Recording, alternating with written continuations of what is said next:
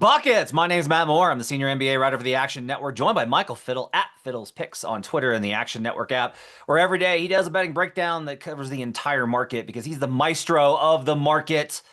Nobody's better at beating CLV than Michael Fiddle. And on today's show, we're going to break down the two Friday night game sixes between the Detroit Pistons and the Cleveland Cavaliers and the Minnesota Timberwolves and the San Antonio Spurs as the Cavs and the Spurs try and punch their tickets to their conference finals. Everything that we talk about today can be found in the award-winning Action Network app. We'll tell you more about all the things you can find in our pro systems later. You do get up to the second information where the bets and money are coming in. You get our pro signals that tell you whether the sharp movement is going against those monies and tickets, which we'll talk about today.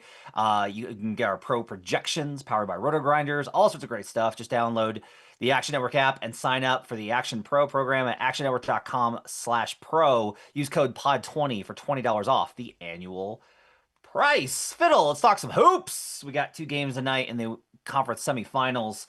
Let's start in the Eastern Conference with Cavaliers Pistons. -4, 4.5 is where this is at in the market. -4, +4.5 is -115 juiced currently in the market. Open 3.5. So we've seen movement here on the Cavaliers. We're tracking 61% of the tickets and 67% of the money on the Cavs. What are you reading as far as the late action on the spread here? Yeah, so for the late action, which is the hardest time to get CLV, and if you start getting the CLV in the late action, you're really, really good. There is so much liquidity on both sides, so I really don't foresee this line moving too much at all. But in terms of this is what I always do, Matt. I always check the betting exchanges, and because they're going to be a great barometer of where the biggest bets are going to come in, because even the sharpest books, the ones that don't limit you, they have posted limits, right? They have just like, we'll take up to X amount of money. Let's say it's like $30,000 at pin, and say anybody can bet that here. Well, on the betting exchanges, there's 350,000 on one side and 800,000 on the other side. Just like, well, people with the massive money can go right there and can take out a whole side if they want to bet $1,000,000 and move the screen. So those are more likely to lead the screen. It's very hard for any sharp book or any rec book to move off a number when there's so much liquidity at the betting exchanges. So if I had to guess, because, even though there's a ton of money both ways, I would say if anything, there becomes some Pistons resistance at this point, and because there's $850,000 worth of people willing to take your Cavs money against them, and there's only 400,000, and I say that only as a joke, only 400,000 contracts available to buy the Pistons. So if there was going to be something that gets bought up quicker, the Pistons number would go faster. Yeah, that sounds about right. On the total side for this game, the total sitting at 210.5. No real movement. There's a 209.5 in the market, a little bit of a push on the under here. We are tracking sharp action on the under. Well, 96% of the tickets and 97% of the money we've tracked is on the over. And the fact that this has gone down tells you that there's been some sharp movement on the under. Fiddle, what's your market read on the total? I actually do like the over in this spot. I played it early at 209.5. It's like starting to reappear at 209.5, which is not a great sign for me, but something I would still probably play. We'll talk about like the adjustments down in the total the last few games when we get into best bets, but it does seem like there's a little bit of late resistance on the over, and so it's becoming a late under market. But given the fact that Duncan Robinson was at shoot around, we did see a big late surge towards the under last game, but I think a large part that was because Duncan Robinson was ruled out. So with him going through shoot around, I think he's lined up to play. The questions on the other side with the Cavaliers, like how much do we really care, or how much do we think a factor is that there's that sickness going around. That they said Atkinson was sick. They said Sam Merrill was really ill. And they said there's been some bug going around the Cleveland locker room. Like how much is that actually going around? How much is that going to impact some of the legs of the Cleveland Cavaliers? But I've been liking the over, but don't like the late resistance on the number. All right, let's go back to the side here and we'll talk about this because we have best bets on it.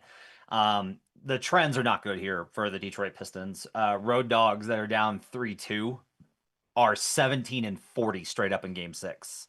So like the Cavs spot is 40-17. One seeds that are road dogs, 4-13 straight up in game sixes. Road dogs this is kind of interesting. Road Dogs down 3-2 after losing game 5 at home, though, are a little bit better. They're only 10 and 14 straight up. They are 14 and 10 ATS. A lot of the trends basically say in these elimination closeout games that the spread is a little bit dicey. Because even if the number is tighter, just because I think it's the team that's the end of their season, so they're fighting all the way to the end of the game. But you and I are in alignment here. You're on the Cavaliers in this game for your best bet, are you not? Yeah, I've liked the Cavaliers pretty consistently in this series. Heavy on them in futures markets too, which is something we should probably talk about. How the futures number really hasn't moved at all for them to win the Eastern Conference. That's probably an angle to shoot here as well. But yeah, I just think they have such better shooting. Being at home for this game is important. I think they've been playing. We talked about this on the last pregame stream. The combination of putting Dennis Schroeder in the lineup with Donovan Mitchell and James Harden really neutralizes the on-ball defense and the A+ defenders that the Pistons have. And now you can go to anyone as the lead ball handler and you can attack from different points, and then you can have guys moving off ball. So I genuinely like the adjustments that Atkinson's made. I've not been a huge fan of Atkinson in coaching decisions, but I thought some of the moves with the lineup decisions have been really sharp. I thought some of the doubling on Cade Cunningham, they've been really increasing the double teams on Cade the last few games, are pretty sharp. I like how they're defending Duran and they're just going over on screens and then using the two bigs as one slide over as the rim protector. So I really do like what the Cavaliers are doing from a basketball perspective. So I'm gonna continue to back the Cavs in this spot, and just for me, we heard like mid-season when these two teams played two very short order games against each other. I don't know if they were two in a row, but it was like either two in a row or 2 in 3 games. And there was Windhorse, who's obviously very locked in on Cleveland, came out and was like, this is a matchup that the Cavaliers want because they feel very confident against this team in the playoffs because they like their matchups. And I think that has really bared fruit over the course of this series. And so I know they squeaked one out in the last game. They might have squeaked one out towards the end of game 3 as well. But I just think as long as they don't get in a big hole, I ultimately like the Cavaliers to hang and then be the team that makes the key run. Yeah, we'll talk about futures here in a second. I'm begrudgingly on Cleveland here based off of the trends and just the fact that, okay, it's a closeout game. I trust Cleveland shooters more. I have a hard time with Detroit being able to get the role players to hit enough shots. It's funny you mentioned kind of like the basketball plan here, because one of the things that happened in game 5 is Detroit changed a lot of their coverages. And I actually liked a lot of the decisions that they made. They played way higher up, more at level, more in high drop. And that was really effective in slowing down Donovan Mitchell. They got hurt by Harden because they were still playing higher or deeper drop on him. But in general, like, the adjustments that they made were good. The problem is, like, Detroit didn't know how to do it because they haven't done that all year. This was like a major change for them.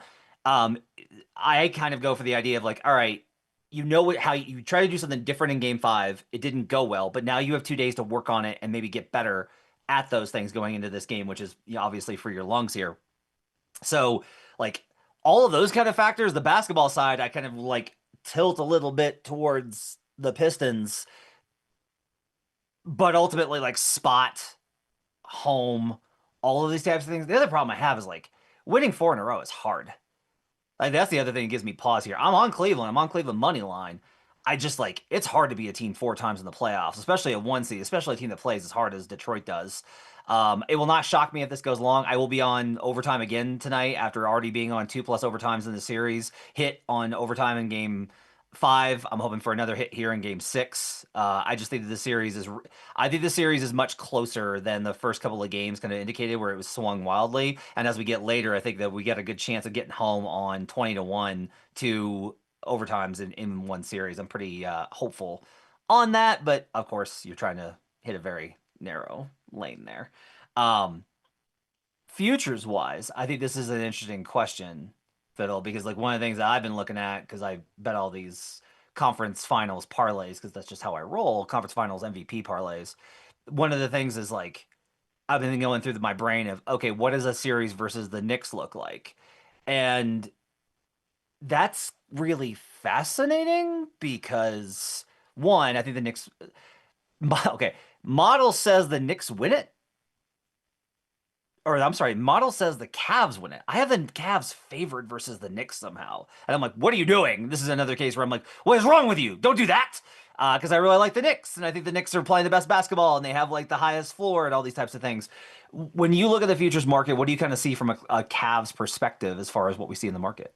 So I was heavy on Cavaliers coming into the playoffs in the futures market to win the Eastern Conference. I'm on OKC pretty heavy for the finals, so I just put my exposure towards Cavaliers to make it out of the East, and it was like mainly consensus plus 300 line with like a few straggling plus 320s.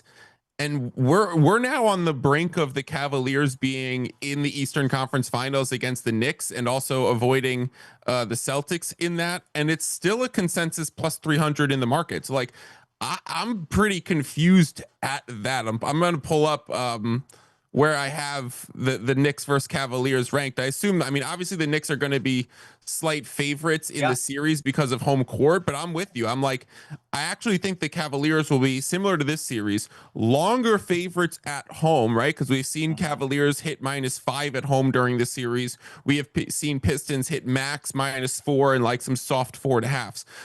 So mainly that's been like 3.5 each way, but the Cavaliers have been longer favorites at home. So I think it's going to be pretty similar to that for this series, where like maybe the Knicks are -3 at home, but +4 on the road. So I've actually been I like the Cavaliers even in the Knicks matchup as well, especially with the wrinkle of like, yeah, we think OG Anunoby's healthy, but we've seen recurring hamstring injuries this season with J-Dub. We've seen recurring hamstring injuries with OG in previous playoffs. So it's like with that factor as well. Yeah, I have them Knicks better by 0.3 points in market ratings. And then in a model sense, I would have the Cavaliers slightly better. So for me, it's a pretty dead even series where it's like, if I could get the plus 300 on that alone, right? There's no way it'll be plus 300 if they make it through. So I'll just grab it now, hoping that they win one of the next two games.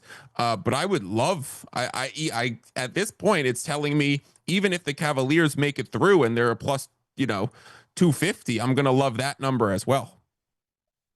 Yeah, so my concern is, like I just talked about, playing at level and how they kind of took away Mitchell in game 5 a little bit. He had his worst game of the series.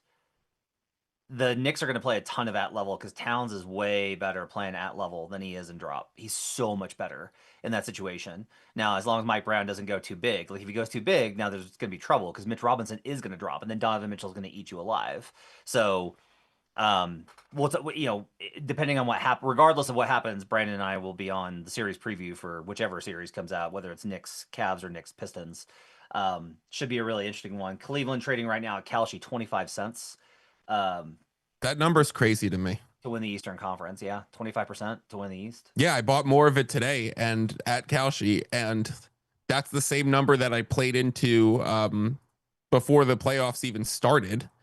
And it's still like, I look in my portfolio because once you pay the buyer fees, it gets factored in. Like me looking at a betting exchange portfolio and seeing the CLV equity factors is like that's my betting pornography. It's like, I could just stare at that all day, and I'm very I just continuously am surprised to see that it's like the one negative value spot, and I'm like, that's definitely does not feel negative value to have Cavaliers 25 cents right now.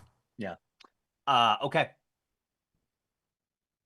I think we're in alignment on this. You're also on the over. You talked about this briefly. Anything else you want to add on the overplay before I get to my other bets? No, it's really the 3 guard lineup. It's really thinking that as we've moved through these series, that the total is probably too far adjusted down. I do agree that there's a manual adjustment down as you get through a series, and now especially on an elimination game. But I make this number 214, and noticeably, like, there's been little nuggets that you hear in the coaches' timeouts of Bickerstaff, imploring the team to play fast. Danish Jenkins, when he checks in, is just a speed demon, and him starting in Duncan Robinson's absence last game, he comes out and he hits the 2 quick threes, and he's like got the first 6 points for Detroit. And I was like, well, that's a really good sign for overbetters. It got sticky late and it got home because of an overtime, but that game was trending as an over spot for 36 of the 48 minutes. So I actually think this is go back towards the over here. I think we're too far adjusted down because of the manual and the historics of elimination games. I think all of these teams are just still prioritizing pace to not let the opposing defense get set up. And so I think that's really important as a kind of wrinkle for these specific teams. It's not like a Boston elimination game type of situation where they'll play really slow and pick apart certain matchups. They want to move and get into their action before the defense gets set. And Matt, I think we are now 13-0 in overs in the last 13 playoff games. I was told it goes back to the Knicks Sixers game 3 was the last under that we've had. All of these games are going over. That's crazy. Yeah, and so it's like I find it hard to believe that we should be adjusted down despite that. At least let's stay even keel like we are for the Spurs Wolves numbers 218.5, and that's where it's always been. So that one's staying where it is. These are still moving down, and I think they're opportunities to play overs. Well, the reason that's down is because of it's basing it off of history, and it's whether or not you believe it. So I actually have like that's a philosophical question. Do you think the history of Game Sixes in previous rounds, especially given the fact that so many of them have determinatively gone so under, should play a role in where like should the market adjust based off of the history of Game Sixes and sevens towards the over and under in terms of the spot? Yes, it should. The pushback, what I would say is with the Pistons trying to push pace, and then in the other series with the Spurs and Wolves both having such elite rim protectors, there's a difference this year where it feels like the teams that are here right now have such an emphasis to push the pace, and same thing with the Lakers. Blitzing SGA at half court and double teaming him. The only way for Dagnall to get SGA not double teamed was to get him in transition. And then on the times where he was double teamed, he's passing it and it's just swing, open shooter before the defense can recover from 3. So it's like this is either going to be quick threes or transition. And there was a timeout that they went into Dagnall's huddle and he goes, physical on one end, fast on the other. It's like, well, we obviously know what he's talking about right there. Physical defense and play fast on offense.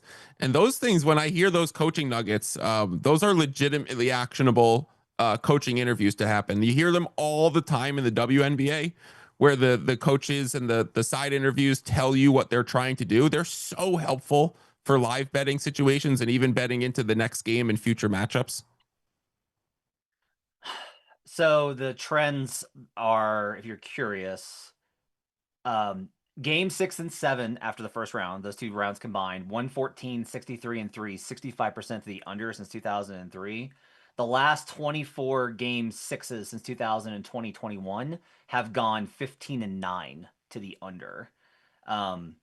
There's just been like a pretty consistent indicator that this is like that these games tend to go under for whatever reason. But I understand why Fiddle is on the over. I'm not playing the over in this one, or I'm not playing the total on this one. I can't get to a spot where I like either one of these because I am with Fiddle on a lot of the offensive adjustments, which is one reason why I will play a prop, and that's Cade Cunningham over 26.5 points in this game. Talked about it in before the last game and said that there was going to be like I liked Cade to go over. Now I like Donovan Mitchell to have more points than Cade because I wasn't expecting Detroit to change up their coverage. If you had told me, hey, Detroit's going to switch up their coverage and they're going to completely get away from their drop coverage, I would have never bet Donovan Mitchell to have more points than Cade.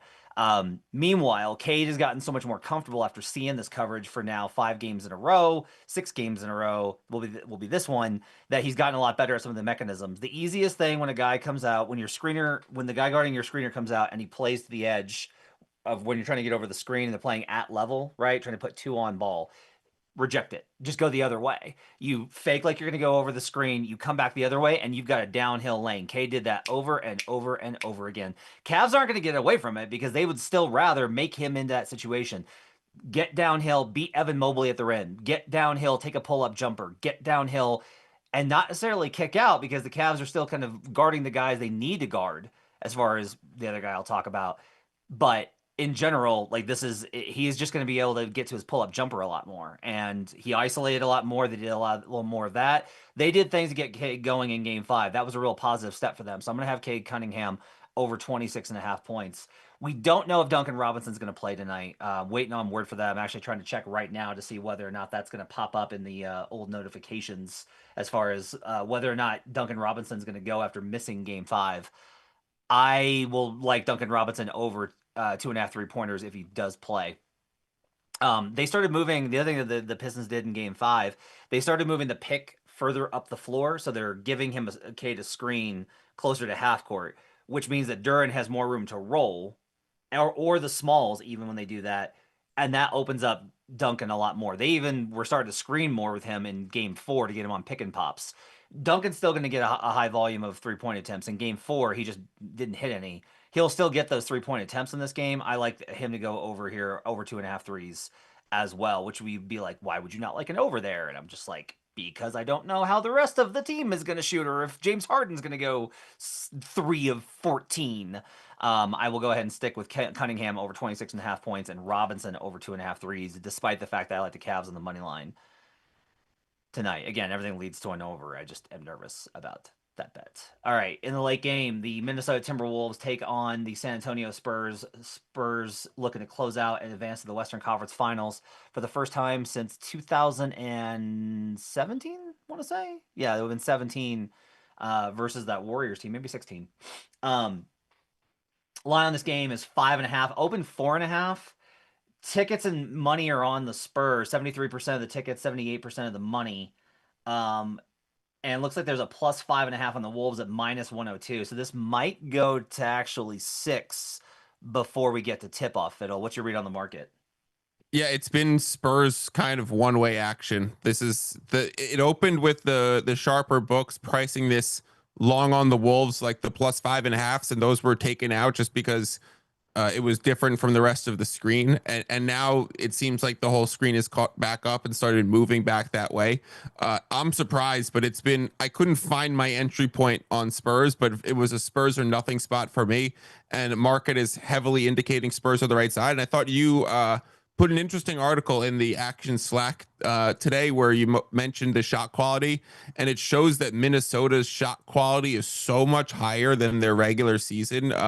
Their shot quality meaning if a 33% shooter shoots a 3-pointer, it's going to count as 1 point through the advanced analytics. And it doesn't matter if it goes in or out. But what's happening these playoffs are the Wolves are just making a vast majority of those shots compared to what their shot quality would expect.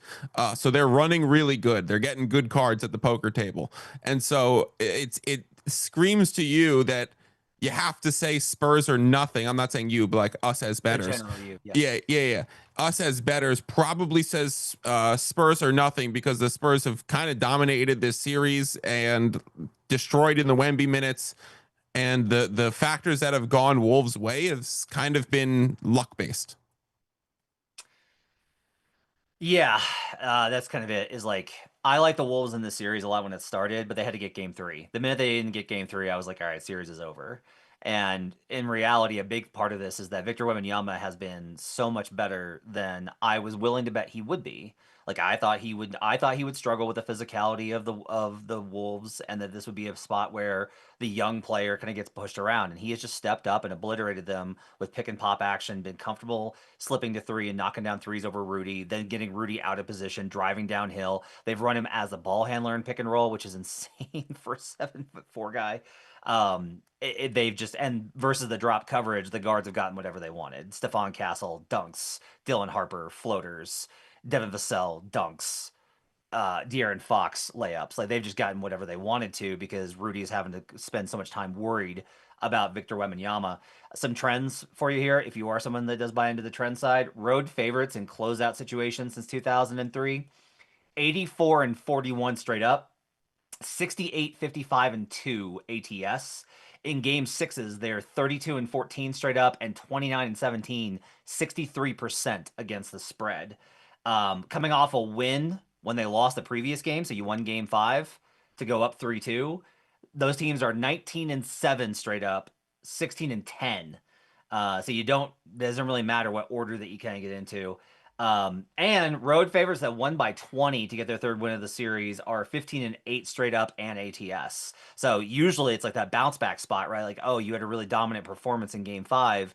You usually go on the road and lose this one. Not if you're the favorite. Then the favorite, you're just the better team. You go on the road and you take care of business.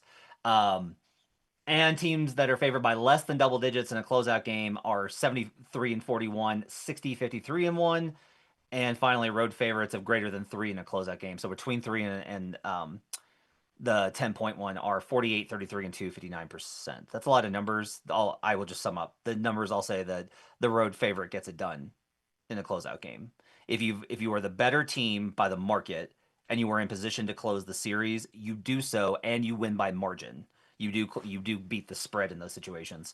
There are some adjustments left for the Wolves to make, I think here, but I'm not sure that Finch is willing to make them. The most obvious one for me is for them to switch.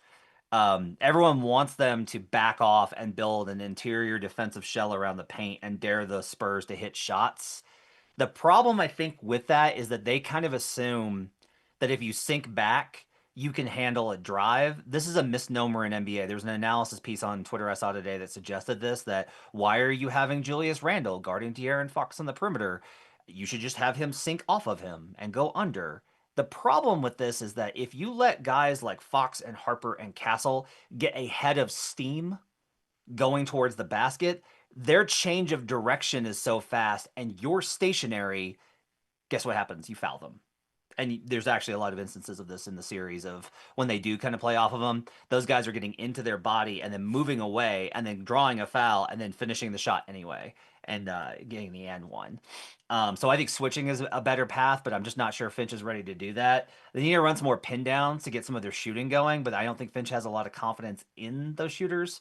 I also think playing Mike Conley is one of the things they need to do here. He's just like a guy that's been in these games and situations, and it's one of those you're as good once as you ever were, and if you're not as good now as you were then. And they got to try and find a way to get Ayo Dosunmu going, but I'm just not sure you can do it with the Spurs defensive players. So you and I are both here on San Antonio, liking them to close out tonight. Yep, I lean San Antonio for sure. Played the over, and I'm actually looking at the prop market. You mentioned Mike Conley. Mike Conley over 0.5 threes minus 135. Like, it's actually very surprising with that while I'm looking at the prop market right now, Matt. There's a few spots that are just outright arbitrage opportunities, meaning you can bet both sides and automatically profit. And while I don't recommend doing that with props because they're pretty low limits and might impact your account health stuff, finding inherently one of those sides, if not both, have value if there's an arbitrage against the market. So Mike Conley over like 0.5 threes minus 135 seems like a pretty strong spot. And the other two spots to do that are Wemby triple double 60 to 1 offers that opportunity, and Rudy Gobert double double plus 565 offers that opportunity. So if you think Wemby might get a 10 block type of day with 10 rebounds and 10 points, the 60 to 1 triple double is a little bit intriguing. But I do like the Mike Conley look over 1-3. Yeah, so I want to be clear here. Fiddle's not on Spurs minus 5.5. I am. I got 4.5, but I like the 5.5 as well. Fiddle leans Spurs, but is not on as an official play. Why are you like the over here in this spot? It's really the adjustments from both sides to just emphasize pace relentlessly. I've been on the over for pretty much every single game this series, and the number's just not moving. Now, this is partly the number is rising, but it's being manually adjusted down for the game 6 and the elimination spot. But the Minnesota Timberwolves are going to have to play fast. They're going to have to run anytime you see Ayo get the ball. He's just shooting down the court. They're going to have to shoot a lot of threes. You know, it does seem like Naz Reid suffered an ankle injury, but he's okay. I'm hoping that Ant is a little healthier as we go. And the shooting splits for Minnesota have been strong. So hopefully they continue their good shot making. It was the Pacers last year who shot well above their expected the whole playoffs, and it didn't stop. And it's been Minnesota and New York this year that have done it and seemingly haven't stopped. So hopefully the Minnesota Timberwolves will hit their shots, and hopefully becomes another over spot. But the pace of this game and both teams having, the preeminent elite rim protectors on both sides, the Stifle Towers both ways, I would say means both teams want to run as fast as they can and get down to the other side before the opposing center does. Okay, I've got a prop play on this game as well, and that is going to be the Julius Randle assist underplay. Here are his assist totals in this series. I bet him to lead the series in assists. Wah wah. I thought honestly that he would be a lot more of he'd be willing to drive downhill and then force help and then kick. And instead, Julius is just kind of dribbling into nothingness, just like constantly trying to bully his way to the basket, not getting there and throwing up prayers and missing. Julius's assist totals in the series 2, 2, 0, 3, 1. Has not gone over this one time in this series. There's a minus 113 out there on Julius Randle under on assists. I kind of get why he's still marketed here. And if the Wolves hit shots tonight, that probably goes up. I don't think he's creating good looks. I don't think he's generating good offense. I don't think he's got the right mindset in terms of drive to create offense for your shooters. I just don't think this he's going to get here. Julius Randle under 3.5 assists is my play. Okay, so Fiddle likes the over in both games. Cavs on the spread. And those are his best bets. I like Julius Randle under 3.5 assists. Spurs minus 4.5. Cavs on the money line. Cade over 26.5 points. Duncan Robinson over 2.5 threes. Those are mine. We do have a parlay for you before we get out of here. And that is, we're going to take one from our Props Pro projections, which you can get at the Action Network with a pro subscription. Jared Allen over 12.5 points is going to be our prop projection play. We are projecting him for 15.24 points. That's a 25% edge that we've got on Jared Allen to go over on his points tonight. Obviously, Fiddle likes the over, so we got a good play there.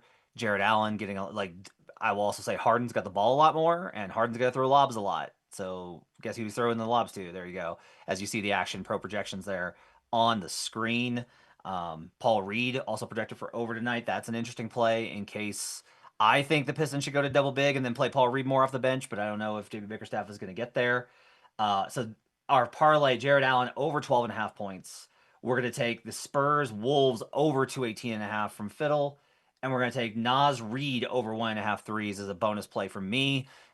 Reed's gone over this consistently in this series, despite missing in the previous game. I still think he's going to be able to get enough looks. They will play Naz to the bone here, trying to get home in this series. They have to, because Naz is such a huge part of their offense.